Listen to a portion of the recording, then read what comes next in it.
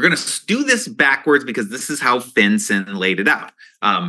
If you've ever worked one of these forms before, you'll know that they go part 4, part 3, part 1, part 2. So it's not a numerical order. Don't worry, don't get confused. That's just how it's kind of laid out here. So let's start with part 4 and take a look at this form. Now, a couple of things I want to highlight. A lot of it's, self-explanatory, but just to make sure that we kind of understand some of the details or common areas of mistakes. Number 52, that's the other thing. The parts are all out of order, and then the numbers are all out of order as well. So you may have to squint or look pretty close. In fact, this is where it might be a good idea to pull up the form itself.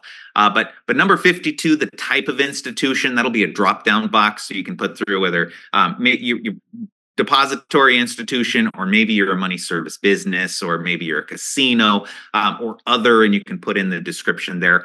Number 43, that will be your primary regulator, whoever that is. Look at number 44, and remember, this is the overarching legal, or whatever your institution is. It may not necessarily be the branch, but it's the main institution. So you'll put in the legal name of the institution. So go with your full legal name. So look at your articles of incorporation, because a lot of times you'll have, maybe there's a holding company or something along those lines, or I've seen financial institutions where they're actually legally incorporated under one name, but they're doing business, or their public name is something completely different.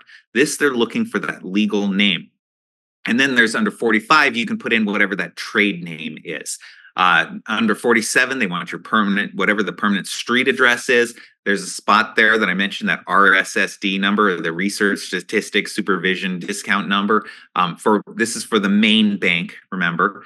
The contact office, that's where you put in, a lot of times I see the BSA department. I wouldn't give the main office, because a lot of times if they're going to contact your financial institution about CTRs or something along those lines, you don't want to give them a customer service name and number, because that will take them a long time to get to that information. So like 55 and 56, the phone number that you give, it's whatever number would get them to somebody who can answer their questions about this CTR. Okay, so make sure you get that on there, or rather than sending them to maybe the general 1-800 number, where they may not get their answers very quickly.